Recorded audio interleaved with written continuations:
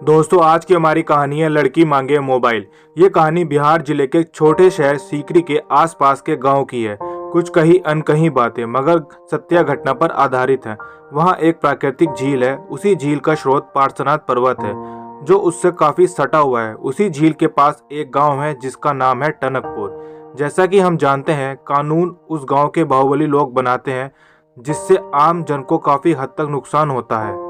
कहानी का मुख्य पात्र उसी गांव की निचली जाति में जन्मी आरती, जो एक 19 वर्षीय लड़की है, पंकज जो 21 वर्ष का लड़का ऊंची जाति का है।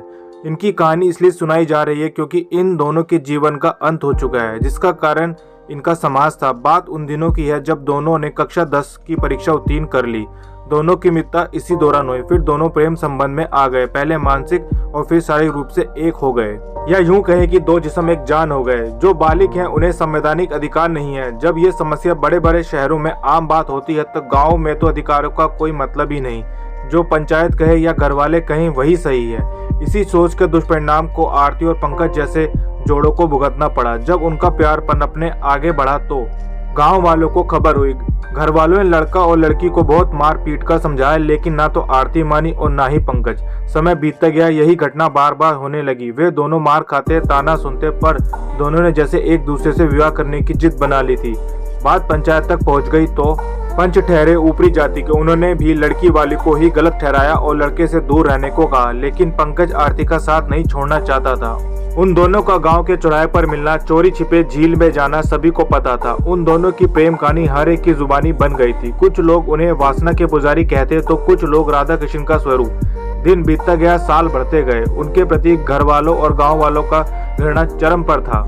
जैसे उन्होंने प्रेम नहीं, भारत माता के दामन पर दाग लगा दिया हो, कोई देशद्रोही वाला काम किया हो।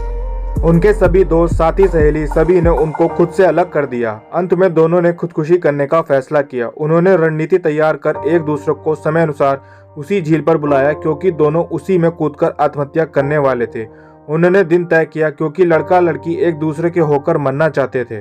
वहीं एक मंदिर में दोनों ने शादी कर जान देने की योजना बनाई थी। कुछ दिन बाद तय समय पर आरती दुल्हन के वेश में शादी के पश्चात अपनी जान देने को तैयार थी। शायद ऊपर वाले को कुछ और ही मंजूर था, क्योंकि पंकज के घर वालों ने उसे खूब मार पीट कर घर में ही बंद कर रखा था। वो रो रहा था, तड़प रहा था कि मुझे जाने दो, पर उनके भाइयों ने उसकी एक ना सुनी। वो घर पर ही अधमरा हो चुका था। इससे पहले पंकज को कई बार जहर देकर घर वालों ने मारने की कोशिश की, जो कि नाकामयाब रही। आरती डैम पर समय अनुसार पहुंच चुकी थी, लेकिन पंकज नहीं आया। फिर भी आरती ने उसका इंतजार किया। उसने बात करने के लिए वहां से जो लोग गुजरते उनसे वो मोबाइल मांगती और पंकज को फोन लगाती, पर उसका फोन कहाँ लगने वाला था। उसका मोबाइल तो घर वालों ने ले लिया था। आरती शाम तक वह रही और मोबाइल मांग मांग कर लोगों से पंकज को फोन करती रही। जब रात हुई तो उसने सोचा कि मैं घर चली जाऊं, लेकिन वो घर पर किस मुंह से जाती। किसी को घर में कहाँ कुछ फर्क पड़ने वाला था। उसने वही रात जंगल में बिताने की सोची। फिर सुबह वहां से पार हो रहे लोगों से मोबाइल मांगकर पंकज को फोन करने की कोशिश की, लेकिन ना तो पंकज आया और ना ही उसका फोन। वो पूरी तरह से टूट चुकी थी। रो रो कर बुरा हाल था। उसी दौरान उसके घर वाले दूसरों के कहने पर आरती को खोजने आए। तब आरती जंगल में ना जाने कहाँ छुप गई।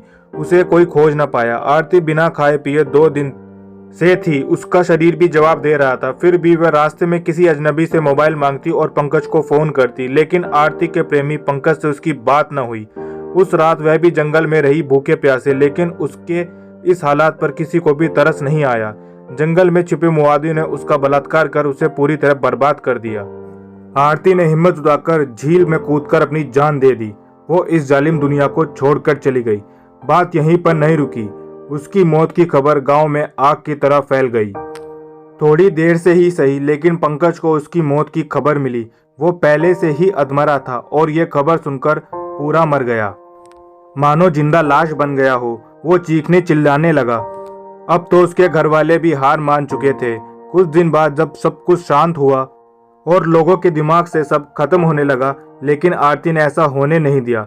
लगभग 7 दिन बाद उस रास्ते में जो भी जाता उसे आरती की आवाज सुनाई पड़ती। ओ भैया, जरा मोबाइल दीजिए ना, एक कॉल करना है। लेकिन वहाँ कोई भी उस लड़की को नहीं देख पाता, केवल उसकी आवाज सुनाई देती। इस बात की पुष्टि वहां के लोगों ने की। साथ ही आते जाते लोगों ने कई दफा कुछ आवाजें सुनी, कुछ लोग डरे, कुछ तो मौके पर ही बेहोश हो गए।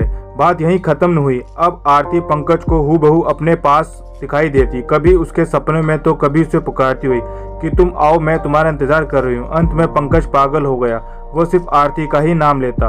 अभी पंकज रांची के पागल खाने में भर्ती है, फिलहाल उसका इलाज चल रहा है, पर शायद वो जीना नहीं चाहता। अभी भी वो बस एक ही वाक्य कहता है और रोता है कि मैं आरती में आ रहा हूँ। फिर चीखता और चिल्लाता। पंकज के इलाज में विज्ञान भी फेल हो गया है, उसके झाड़ फूक भी हुए, लेकिन वो ठीक नहीं हुआ। आज के जमाने में ऐसी घटनाएं हो रही हैं जिससे युवा पीढ़ी टूट सकती है। मैं पूरे भारतवर्ष के लोगों से, मेरे माता पिता और तमाम अभिभावकों से पूछना चाहता हूं कि जब आप जवान थे, जब आप प्रेम संबंध में थे, तब आपको अपना प्रेम राधा कृष्ण जैसा लगता था, किंतु वर्तमान युवा पीढ़ी का प्रेम आपको वासना दिखाई पड़ता है। इस सृष्टि का निर्माण का आधार प्रेम ही तो है, तो क्या हक बनता है किसी की झूठी शान के लिए आरती और पंकज जैसे प्रेमियों की जिंदगी बर्बाद करने का। मेरी कहानी में तो लड़की ने खुदकुशी कर ली, किंतु भारत में ना जाने कितने ऐसे प्रेमी युगल हैं जिनको जिंदा जला दिया जाता है, उन्हें जान से मार दिया जाता है, घर वाले उनका बहिष्कार कर देते हैं। इसमें सबसे ज्यादा गुनहगार गाँव के पंच, खाप और चौधरी लोग होते हैं। शायद वो अपने आप को डॉक्टर अंबेडकर जी के संविधान से भी ऊपर मानते हैं। कई मामलों में तो संवैधानिक लोग जैसे पुलिस, न्यायालय भी गुनहगारों का साथ देते हैं। विश्व की सबसे बड़ी युवा पीढ़ी भारत की है। अगर यही हाल रहा तो देश के भविष्य की कल्पना आप कर सकते हैं। झूठी परंपराओं के लिए सच्चे प्रेमियों की बलि देना क्या सही है? जैसे पानी एक जगह ठहरा रहे तो उसमें गंदगी आ जाएगी, उसमें बदबू उत्पन्न हो जाती है, वैसे ही परंपराएं को भी बदलना चाहिए। दोस्तों, अगर आपको भी पंकज और आरती की ये कहानी पसंद आई तो वीडियो को लाइक करें और चैनल को सब्सक्राइब करें।